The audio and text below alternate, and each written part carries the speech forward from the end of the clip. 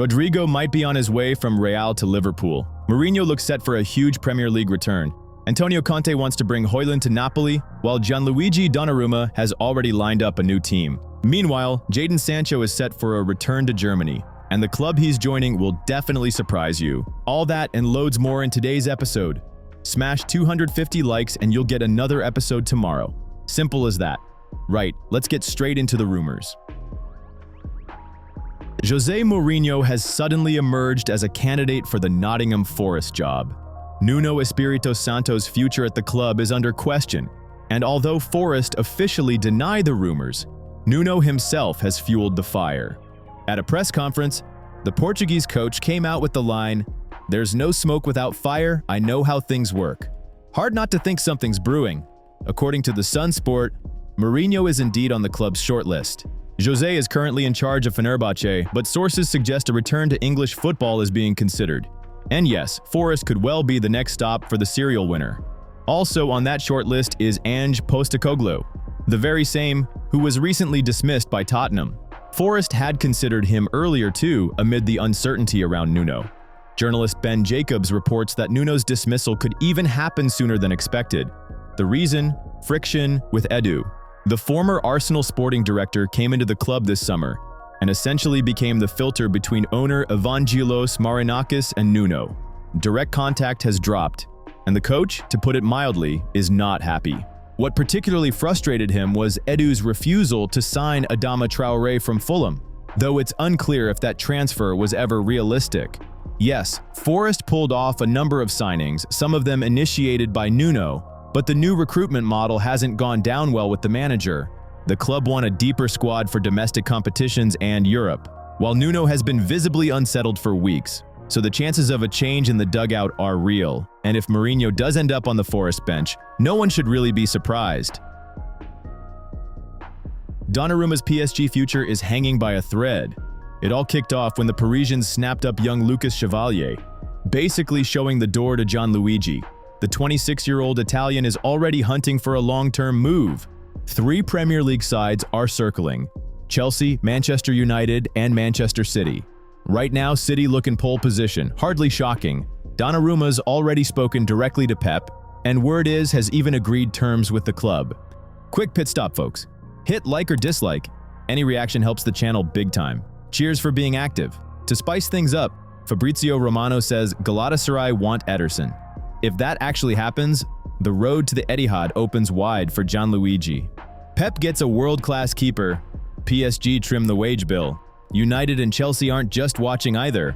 RMC Sport reckon they've made initial approaches, very early, but talks are happening. It's a huge deal for United. Onana's been up and down since last season, and they badly need a safe pair of hands. Donnarumma's got the trophies, the experience, and the ability to nick points on his own. Exactly what United need to get back into the Champions League mix. What about the money? PSG want 50 million euros. Doable for the English clubs, but City reportedly don't fancy coughing that up straight away. Pep's happy to wait until next summer to bag him on a free. Still, the perfect outcome is sorting it now with the window open. Plus, there's talk PSG and Donnarumma couldn't agree a new deal, meaning if they don't sell, they risk losing him for nothing later. Classic transfer saga. Club about to lose their number 1, player wants out and is ready to go, but it's all down to the fine print. City have the upper hand, United could pounce late, Chelsea are lurking. Donnarumma's the kind of signing that flips a season on its head. The chase is very much on. Newcastle United are actively discussing a potential move for Alexander Sørloth from Atletico Madrid. The story has taken an interesting turn. The player himself has informed the club of his desire to leave, spurred by strong interest from the Magpies. A year ago, Atletico paid around £30 million for the Norwegian, but the season proved mixed. Sørloth scored 20 goals in La Liga, including the fastest hat-trick in the competition's history against Real Sociedad. Yet he only played the full 90 minutes twice. At 29, turning 30 in December, he is seeking a stable role rather than being cover for others. The situation has worsened due to a breakdown in his relationship with Diego Simeone, according to journalist Jose Ignacio Fernandez of ABC. He reports that Sørloth directly asked the club to let him go, and Atletico are open to selling. but only for around £25 million, a fee Newcastle can certainly afford. Eddie Howe has confirmed the club are still looking to strengthen before the 1st September transfer deadline, but he stressed any deal must be right and not break profitability and sustainability rules. "We have to be careful not to put ourselves in a difficult position," Howe said. Newcastle's need for a striker is obvious, especially with uncertainty surrounding Alexander Isak. Against this backdrop, Sørloth looks a convenient option. A proven goal scorer, experienced at the top level, and available at a reasonable price. The problem is Sørloth's dissatisfaction at Atletico, where Griezmann and Raspadori rank ahead of him in the pecking order. That frustration led to his transfer request. Everything seems to align for a deal. Newcastle would solve their striker problem, and Sørloth would finally get the chance to play consistently. Tottenham unexpectedly emerge as frontrunners for Christopher NKUNKU. The Frenchman's only 27, but at Chelsea he's clearly not getting what he came for: regular game time.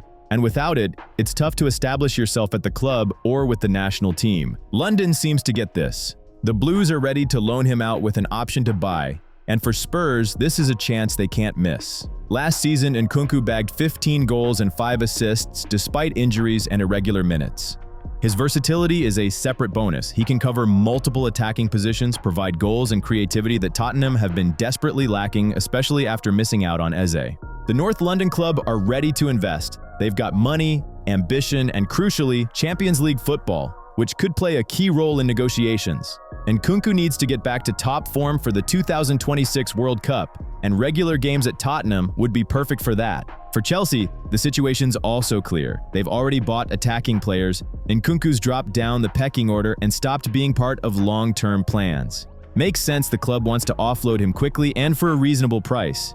So the deal looks good for everyone. Chelsea clear their squad, Tottenham get needed reinforcement, and NKUNKU himself gets a chance to prove himself again in the Premier League. If the transfer happens, the Frenchman could really unlock his potential and perhaps finally show England that very NKUNKU everyone expected after his move from Leipzig. Bayern Munich have suddenly entered the race for Jadon Sancho. According to Fichajes, Vincent Kompany wants to strengthen his flanks and sees the winger as a solid option. Sancho has just 1 year left on his Manchester United deal. The club no longer count on him, and his huge wages have blocked a solution all summer. Friends, don't leave this video without reacting. It really helps the channel. Drop a like or dislike right now and leave a comment, we'd be grateful. The player's spell in England flopped and he's looking for a fresh challenge. He was heavily linked with Juventus before, then Roma, but Jadon wasn't keen on moving to Italy. Inter also showed interest recently, though it's unclear how serious it is. A deal with any of those clubs could have happened late on, but now there's a bigger option. Bayern are the main contenders for Sancho at the moment. Unlike the Italians, the Munich side can realistically cover his wages. Plus, Jadon's Bundesliga experience could work in their favor. Kompany badly needs wide players and is open to all options, though of course the club have other names on their shortlist. How far talks will go remains to be seen, but the fact is, United don't need Sancho anymore, and Bayern are at least considering whether to take advantage of that.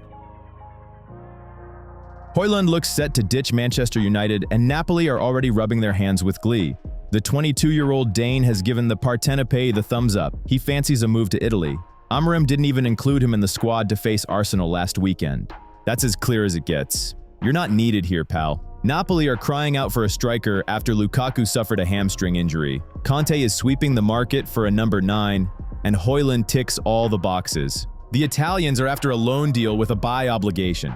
Classic move when you don't want to cough up the whole fee up front. United will drive a hard bargain. Højlund's market value is still hefty, but negotiations are already in full flow. Both camps are pushing. There's even an initial loan proposal on the table. Best part, Højlund himself can't wait to run out at the Diego Armando Maradona Stadium. Sitting on Amorim's bench isn't exactly his dream.